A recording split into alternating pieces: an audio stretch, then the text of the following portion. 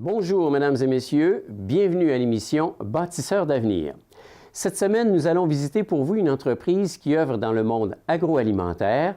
Elle vient de Baie-Saint-Paul et elle jouit d'une réputation qui va bien au-delà de notre belle région. Alors, il s'agit de la maison d'affinage Maurice Dufour et nous aurons le plaisir de nous entretenir avec son propriétaire, M. Maurice Dufour. Bonne émission!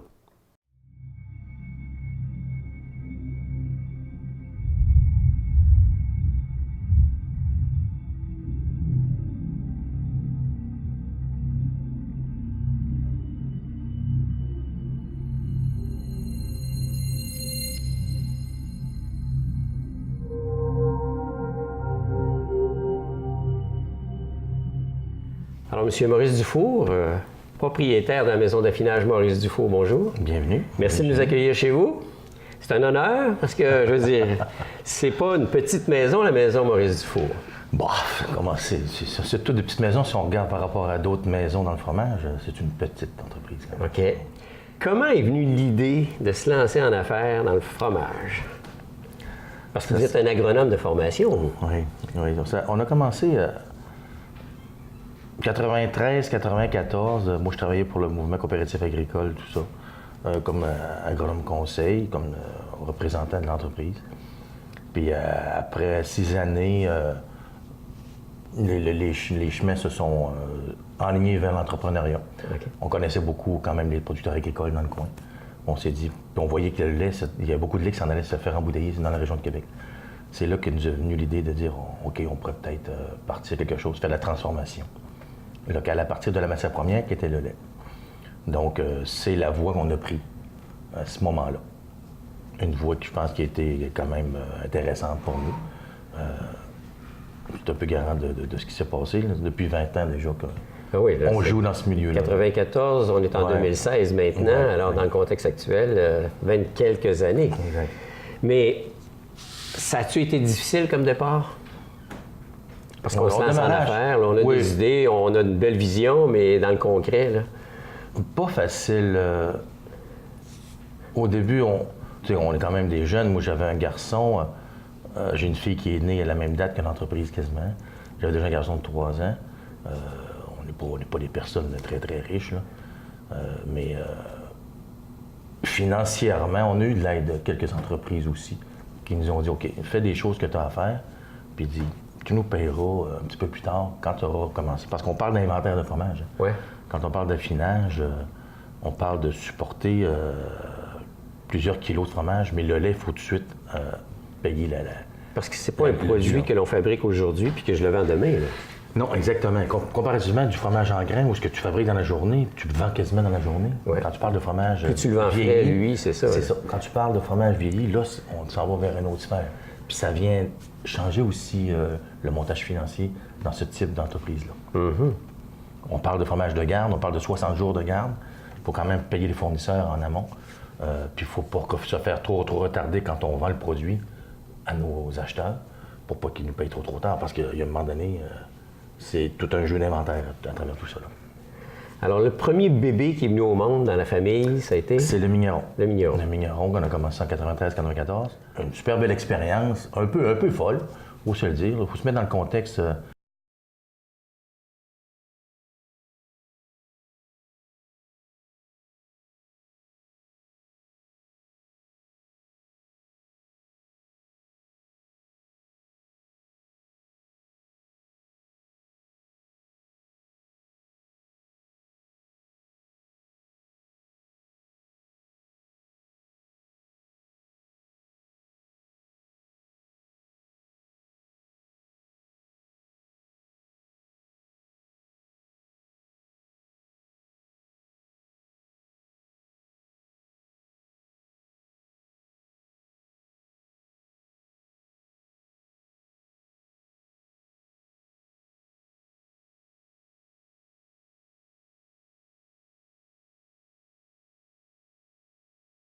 Au début, là, on voit qu'il y a plusieurs émissions de télé rattachées aux cuisines, mais dans ce temps-là, il y en avait beaucoup moins. Oui, c'était plus les livres et moins... Exactement, moins il y avait plus de télévision. livres. Il y a eu beaucoup d'interventions médiatiques, écrites, parlées, qui nous ont aidé beaucoup à faire notre place au soleil là, à travers la province de Québec. dans la structure des fromages fins. Mais on ne s'improvise pas comme ça. Vous êtes agronome, vous avez une bonne formation de base, j'imagine, mais pour devenir un fromager spécialisé... Là... Disons qu'il faut se mettre aussi dans le contexte. Dans le temps, moi, ça faisait quand même 5-6 ans que j'étais parti de l'Université Laval, mais j'avais encore mes assises là-bas. Donc, j'ai eu quelques liens avec certains professeurs en sciences technologies des aliments. On se met encore dans le contexte, il n'y a pas Internet à ce moment-là. Ouais. On retourne aux microfiches faire nos devoirs dans les bibliothèques scientifiques de la région Vachon. On retourne là, on voit, puis toute la littérature fromagère, une des meilleures littératures au monde, est française aussi. C'est ce qui nous donne un petit peu aussi un certain avantage par rapport à d'autres pays, par rapport à d'autres langues. Donc, toutes les revues scientifiques sont sous la langue française. Puis moi, je suis un peu un rat de bibliothèque d'origine. Donc, on s'est payé tout ce qu'il y avait de lecture par rapport à ça, par rapport à la science. On n'a rien inventé en fabrication fromagère, hein, mais il s'agit de prendre un lait et de le transformer avec les outils qu'on a, le personnel qu'on a, puis ça donne des types de fromage comme on a fait. On n'a rien inventé, ça se fait déjà depuis 400 ans, les fromages. C'est ça, mais au Québec, c'est quand même assez récent, là, la vague de fromage fin. Oui, la vague de fromage fin, mais il y a eu quand même une histoire dans le cheddar qui s'est faite depuis longtemps, là, depuis quand même 150 ans au Québec, qui a été un petit peu monopolisé par rapport à la cheddarisation. Mais là, d'ouvrir de nouveaux chemins par rapport au fromage fin, là, c'est un peu... Oka existait, les types de fromage style porcelaine. Avec les moines, effectivement, Oka. Ouais. Le mignon, c'est dans les mêmes familles, c'est des croûtes lavées, mais il n'y en avait pas beaucoup sur le marché. Maintenant, aujourd'hui, il y en a 40-45 types de croûtes lavées comme le mignon. Il faut se démarquer à travers tout ça, mais il faut se mettre dans ce contexte-là. On est un peu pionnier là, dans cette démarchage-là. Mais le pays de référence en ce qui nous concerne par rapport au fromage, c'est la France? Oui. Vous êtes allé, j'imagine, faire des sauts pour aller vous imbiber un peu. Dans le Jura, on est allé voir les concepts, comment est-ce que c'était bâti. On est allé voir les fruitières en Franche-Comté. Ici, bâtir une fromagerie, on a parti d'une maison d'affinage parce qu'au départ, financièrement, on n'était pas capable de se permettre de bâtir une structure au fromage. C'est assez dispendieux. Là. On parle d'équipement, on parle de structure. C'est pour ça qu'au départ, on a demandé à la laiterie Charlevoix de nous faire un genre de gâteau de caillé au départ. On avait une recette spécifique. On voulait faire un gâteau de caillé, qui était le mignon, qu'on allait finir en vieillissement, en salle de vieillissement. Puis, chanceux, ils ont accepté qu'on puisse faire des choses comme ça. Puis ça fonctionne encore aujourd'hui, après 22 ans. Et puis, ça nous a permis de créer ça. Par la suite, on a pu intégrer un atelier de fabrication et intégrer quelques autres produits. Et une ferme aussi par la suite qui en est qui sont c'est ça, parce que quand on vient dans vos installations actuelles, on voit qu'il y a quand même... C'est pas une petite installation. Non, c'est assez majeur comme bâtiment.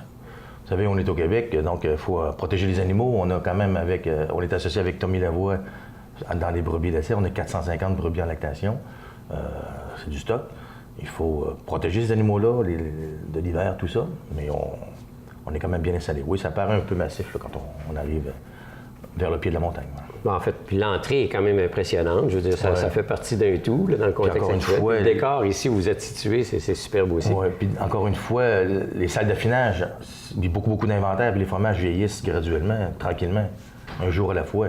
Donc, en inventaire, on parle de beaucoup de fromages. Là. Alors, le Migneron a été le premier. Oui. Et après ça, là, comment est venu au monde le deuxième fromage? Le Ciel est arrivé en 2000. Le Ciel, on a parti notre petit atelier de fabrication, on a acheté le lait aussi dans la vallée, puis on a fait le Ciel. Technologie complètement différente, dans la technologie des fromages persillés, où ce qu'on travaille dans des salles séparées aussi, parce qu'on ne mélange pas des moisissures avec des bactéries dans ces contextes-là. Donc, il fallait faire attention. Donc, il y a plusieurs portes qui peuvent séparer où dorment les fromages bleus et où dorment les croûtes lavées. OK. Parce qu'effectivement, la nature même du fromage... Voilà. Ils ne partagent pas le même cocktail technique. J'aime bien votre terme. Cocktail de bactéries, moisissures. Là. Parce que c'est ce qu'on fait. Hein. C'est un peu de l'alchimie. C'est des levures, c'est des moisissures, c'est des bactéries, c'est plusieurs petits micro-ingrédients qui donnent naissance à ces types d'aliments qu'est le fromage.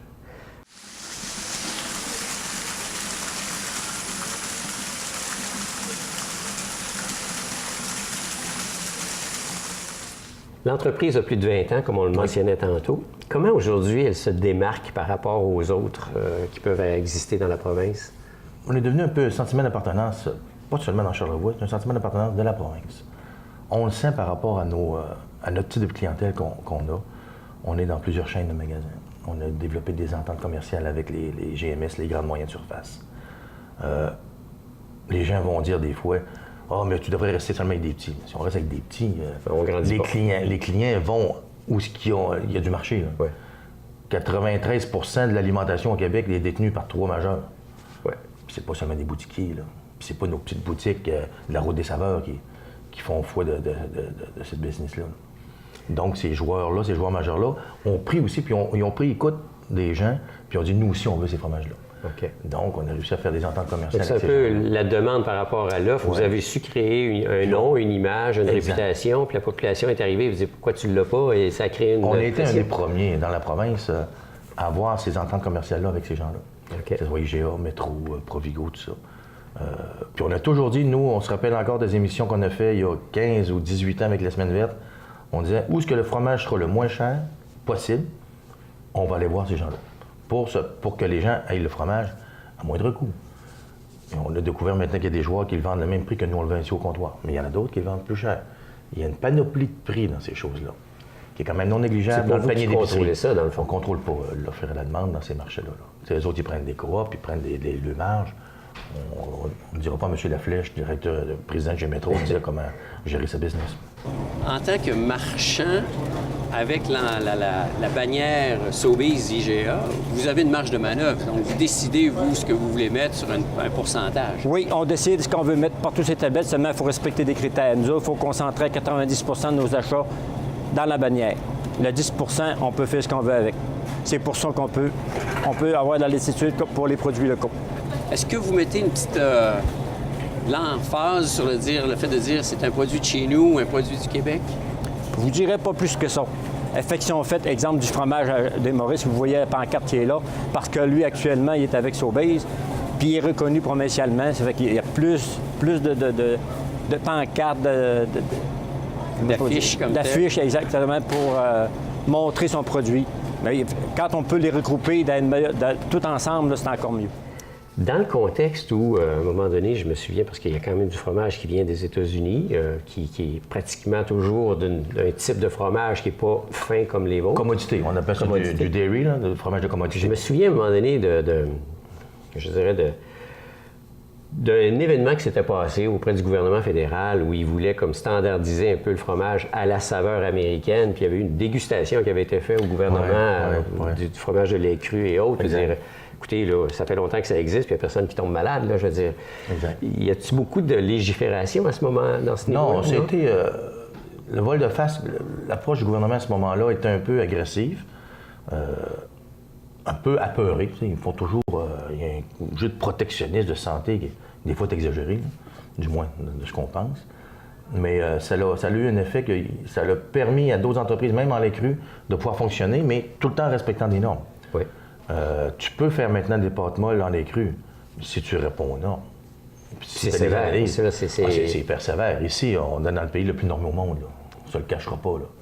On connaît assez les structures mondiales dans le domaine du fromage pour dire qu'ici, on est le pays le plus normé au monde. En équivalent avec les États-Unis, là, la Nord-Amérique, c'est ce qui est le plus normé. Il ne faut pas l'oublier. Ici, en Nord-Amérique, l'objectif est toujours basé sur le plus faible. Quand on fait des analyses où on fait l'évaluation du risque en taux de colis, Staph aureus, ça. Toujours basé sur le plus faible. Tandis qu'en Europe, les analyses sont basées sur la moyenne de la population. OK. Donc, ça change les statistiques. Ça vous oblige à avoir un si niveau de performance. Si tu arrives un fromage, si tu fais analyser 5 fromages, 3 sur 5 ont 1 fois 10 à la 2, un exemple, Staph aureus.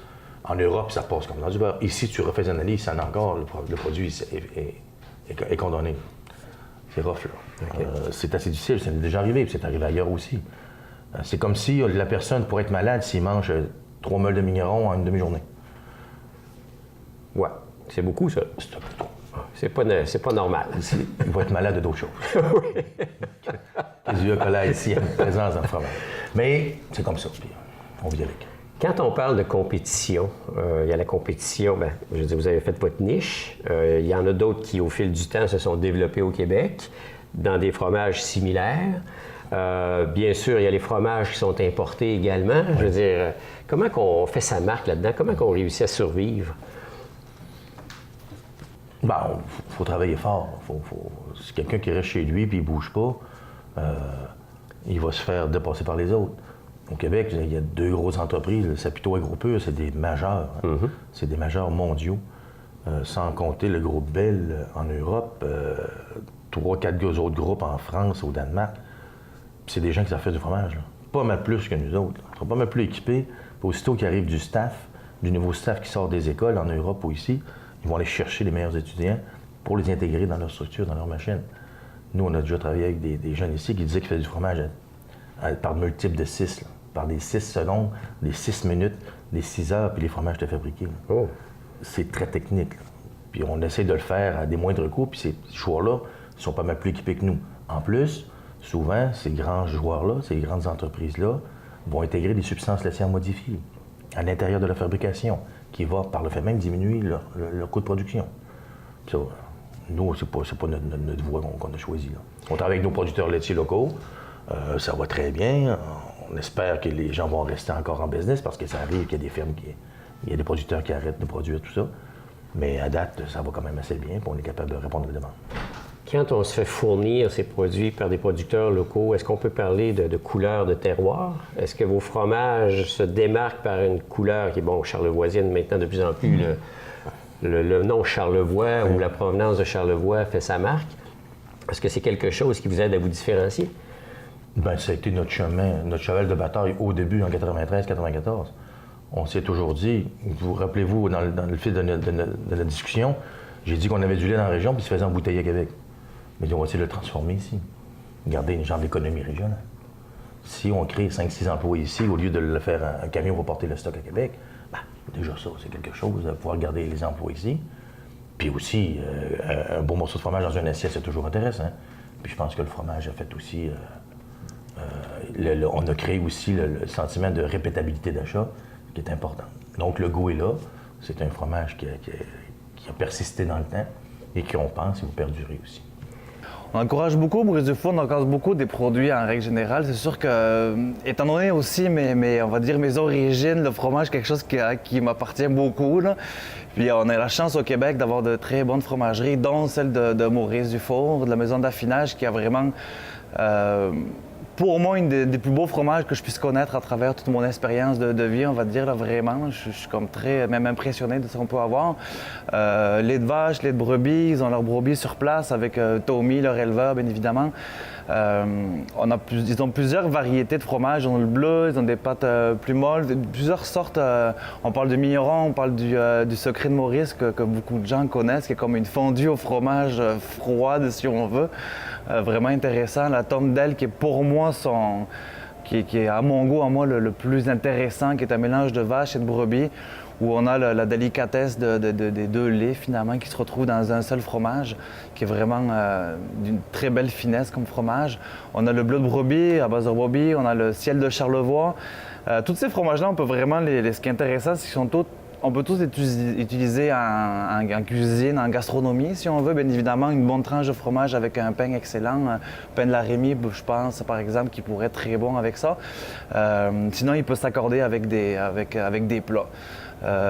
Ici, par exemple, au Bercail, on sert des pizzas, bien évidemment, pizza, fromage, on a réinventé, mais c'est toujours bon. On utilisait peut-être un mozzarella de base. On utilisait présentement, on a le mignon, mais aussi la tombe de brebis qu'on utilise dans nos pizzas. On fait une fondue au fromage. Également au Bercail, qui est plus avec des fromages de la région, mais on a beaucoup aussi également de la maison d'affinage, dont le Migneron. Puis au Labour, on l'a utilisé de plusieurs sortes différentes, le Migneron, le secret de Maurice, beaucoup en liaison. J'aime bien les liaisons de risotto, on lit souvent ça avec des fromages. Moi j'aime beaucoup le risotto à base de céréales, comme de l'orge. Donc dernièrement, on avait le risotto d'orge lié avec le secret de Maurice ou le Migneron, ça dépendait des humeurs, on va dire. C'est vraiment intéressant, ou juste des copeaux, la tombe d'aile, ça prête beaucoup à ça. C'est un fromage un petit peu avec une texture, on va dire, un petit peu plus cassante, un peu plus friable, comme des copeaux. Je ne vais pas citer d'autres fromages, peut-être de parmesan par exemple, mais on est vraiment loin de ça. C'est différent, mais ça peut être dans l'idée, plutôt que d'utiliser un fromage qui vient de très loin, on va rester dans la région, ça fait 10 km. c'est le fun. Donc, on va utiliser ça en copeaux avec, mettons, un jambon prosciutto d'Amiens, de la région également, quelques brocolis, puis un petit tombe d'aile par-dessus. Ça fait un plat simple, régional, intéressant. Le fromage est un produit qu'on peut déguster tout seul, mais on sait que de plus en plus, on parlait de cuisine tantôt, puis il y a des restaurateurs du coin qui en font un ingrédient primé dans leur menu, quoi. Ouais, c'est un fait que, comme on dit au début, la table agro-touristique qui est née en 1995 environ, il y avait une mission autour de ça où la restauration, la transformation et la production était enchaînées comme ça. Ça n'a pas été évident à partir, à commencer, là, parce que la croyance n'était pas tout le temps toujours là, tout à fait là. Question de coût aussi. Les restaurateurs travaillaient au food cost aussi, qui est important, le coût de revient. Mais avec le temps, les gens ont fait de la demande aussi aux restaurateurs. Puis les gens se sont appliqués. Il y a des crèmes de bons chefs dans la région. Des gars, des filles qui s'appliquent à transformer nos produits, soit directement sur la table comme ça, en plateau de fromage, ou en apéro, mais aussi, ça peut être à travers des pâtes, ça peut être à travers des fondus, des raclettes, en sauce sur une viande. Regardez, vous avez qu'à voir la liste des menus qu'ils ont dans le comté. Il y a beaucoup de fromages intégrés dans leur menu. Puis pour nous, c'est des voyageurs, c'est des ambassadeurs incroyables pour nous. Les gens, le lendemain, reviennent. C'est ce qu'on vit à travers tout ça avec la Route des Saveurs. C'est que les gens vont faire la fête, vont dans les restaurants le soir, reviennent le lendemain. « Hey, on va aller voir la ferme là-bas, on va aller voir les brebis, on va aller voir le vignoble, on va aller voir des cochons, on va aller voir des canards. » C'est ça la Route des Saveurs. C'est de devenir aussi un partenaire de business local. Hey, il y en a trop, on reste encore ce soir, on va se refaire encore un autre souper dans un restaurant ou dans un chalet pour manger les produits de la région. Et puis le lendemain, on refera encore des visites à travers du canot dans la rivière ou sur le bord du fleuve ou des trekking en montagne. Mais tout ça, là, un peu à la Provence, un peu à la Toscane, là, c'est dans cette approche-là. Il faut le viser puis le tenir. Plus on va tenir ces choses-là, mieux ce sera et tout le monde en sera grandi 4 saisons. Plus ils vont rester dans le coin, plus ils vont retourner avec l'accent de la région. Là. 4 saisons en plus. Là. Ouais. Donc, on va arrêter de parler des saisons. On est capable, nous ici, de la Route des Saveurs, on peut gérer ça 4 saisons, n'importe quand. C'est vraiment important, je pense, dans l'alimentation. C'est au-delà de bien manger, au-delà d'avoir du plaisir dans l'assiette, au-delà d'avoir le partage. L'alimentation, c'est la santé avant tout. Puis utiliser les produits locaux, on sait ce qu'on utilise. On a un rapport avec le producteur qui est direct. On les connaît, on sait comment ils travaillent. On peut leur poser les vraies questions pour avoir les vraies réponses, puis pour donner les vraies réponses aux clients. On est souvent, finalement, les sommeliers des producteurs. Où on leur dit, bon, ben voici exactement comment c'est fait, puis ça a une valeur au-delà, on va dire, gastronomique, c'est une valeur de santé. La santé, on a une bonne santé parce qu'on se maintient en forme, parce qu'aussi on mange bien. Donc, pour ça que j'utilise vraiment tous les producteurs, finalement, de la région. Les animaux qu'on peut retrouver, je pense à l'agneau, au bœuf, à brebis, voyons, j'en oublie de ta manière, mais le poulet à Damien, les porcs, les meules, le canard de la ferme basque avec Isabelle.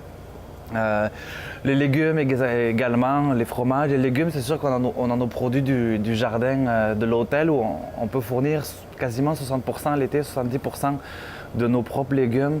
Ce qui est quand même quelque chose d'intéressant. On complète avec beaucoup de producteurs de légumes de la région. Je pense à Valérie des Jardins du Chef, je pense au Jardin du Centre également qui est juste à côté. Vous avez développé, vous, ce qu'on appelle des chevaliers autour de vous, qui sont devenus des sortes de porte-parole. Oui, c'est vrai. C'est pas n'importe qui, quand même. Là. Pinard, Soulard, c'est des noms connus et crédibles et de grande notoriété. Tout en s'amusant, on avait lancé un peu cette approche-là, qui est toujours encore présente. Hein. C'est comme encore aujourd'hui. On va probablement refaire des événements comme ça. On est en train de réfléchir à ça. Il fallait prendre un temps de repos. Il y a eu beaucoup de mouvements qui se sont faits pour encore mieux rebondir. Mais des chevaliers du Mignon, il y en aura d'autres. Puis ça sera de façon super le fun, super savoureuse. Puis on va refaire ces choses-là. Parce qu'il y a encore une fois des gens de la distribution, de la restauration, de l'écriture, des médias, qui nous ont aidés à partir puis à rester en vie à travers les gros joueurs. Puis encore aujourd'hui, on vit le même phénomène. Tout ce qu'on souhaite, nous, c'est que les bannières nous donnent encore plus de latitude pour qu'on rende encore plus de produits locaux. Parce que c'est un plus, finalement, tout le monde est gagnant là-dedans. Oui, monsieur. Hein? C'est pas juste de dire on achète obligatoirement sous l'égide de la bannière, mais le produit local, il est recherché, il est reconnu et il est apprécié. Il est apprécié, puis il faut penser que nous autres, en tant que détaillants, ben on fait travailler du monde, on ne veut pas être directement, il y a du monde qui travaille avec ça, là, ces produits-là, ils ne se font pas tout seuls. Fait qu'il y a des gens qui travaillent, puis tant mieux si on peut pousser les produits pour avoir encore plus de jobs pour le monde dans la région. Alors, vous qui êtes un entrepreneur par rapport à d'autres jeunes là, qui voudraient se lancer en affaires aujourd'hui, ça serait quoi le principal conseil que vous leur donneriez? Premièrement, se partir avec sa blonde ou avec son chum, c'est aller s'asseoir sur une montagne, emmener un morceau de fromage, un verre de vin, une bière, un saucisson, puis dire, bon, regarde, il y a des gens qui ont fait des choses, là. Nous, qu'est-ce qu'on pourrait faire à travers ça? Pas copier ce que les autres ont fait, je pense que c'est pas la voie. Mais il y a beaucoup de choses qui peuvent se greffer autour de ces choses-là. Des planches de bois, des ustensiles, de l'équipement, des vêtements. Moi, je pense que tout est à faire. Puis le faire de belle façon, dans le respect du client, puis dans le respect de la région, puis d'être heureux de faire ça. Il y a encore plein de places, il y a encore plein de potentiel, il y a encore plein de beaux bâtiments qui peuvent être vitalisés, changer un peu de vocation même, mais qui peuvent servir justement à aider des gens à prendre racine, puis à prendre place là, dans l'échiquier, du quelque chose à faire pour les gens de Charlevoix. Alors, je vous écoute, là, mais je pense que vous êtes probablement en accord avec ça, mais est-ce que Charlevoix est une bonne place d'affaires pour faire des affaires? Non, moi, je pense que oui. Oui, on n'a pas autant les facilités qu'un grand centre-ville peut avoir, mais on a d'autres qualités. On peut sortir, il y a beaucoup de talent ici. Tu sais, on regarde avec les gens, on travaille beaucoup avec des mécaniciens, nous, avec des gens d'équipement. Des garagistes, des gens qui ont des belles valeurs, qui sont partagées aussi, puis qui n'ont pas comme mission d'essayer de te fourrer ou d'emmener une approche mercantile au maximum. Donc, hein, ces gens-là sont toujours là. Donc, toutes les personnes à côté de nos structures sont présentes, autant pour nous que pour d'autres, qui sont là pour aider, à partager, puis à soutenir ces genres de mise en place de projets ou de projection de projets pour l'avenir. Puis il y a de la place pour ces choses-là. Peut-être pas des hyper-industries, mais malgré que ça paraît aussi, mais il y a de la place. Même pour un tourisme un peu différent aussi. Pour de la jeunesse, il y a beaucoup de choses qui peuvent se faire. On utilise finalement tous les producteurs de la région. Là. C'est sûr qu'on ne peut pas toujours tous les avoir. Présentement, j'ai remis un petit peu le chevreau à la carte où on fait un tartare de chevreau très simple avec un petit peu de tombe d'aile dessus, là, juste pour goûter le vrai produit finalement. Là. Donc c'est quelque chose d'important et au-delà, comme je disais, de gastronomique, c'est la santé. On sait d'où ça vient. On reste dans un kilométrage qui est très restreint malgré tout. On parle peut-être de 35-40 km. Donc, on est à peu près à 70-80% des produits de la région de moyenne, malgré tout, dans l'année quasiment. L'hiver est un peu plus compliqué avec les légumes, les fruits, mais on y arrive quand même en utilisant d'autres façons de conservation, qui est la congélation, le sous-vide, le canage, un petit peu comme on faisait à l'époque. Comment on pourrait qualifier les retombées d'une entreprise comme la vôtre pour une région comme Charlevoix? Regardez, on touche environ à 17, 18, 19 familles là, qui gravitent autour de l'entreprise ici. Bien, combien d'employés en tout ici? À peu près ça, là. 18 employés total, là.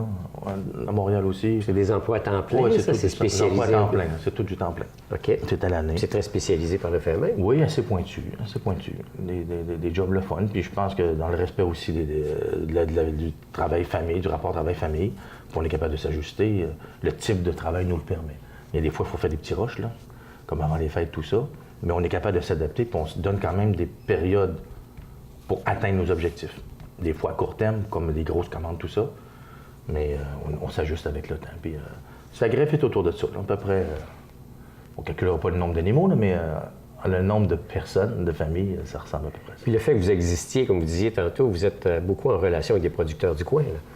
Oh oui, il y a une belle relation qui se crée. Puis justement, en amont, il y a du lait, il y a des équipementiers, il y a des gens autour en sous-traitance qui sont là.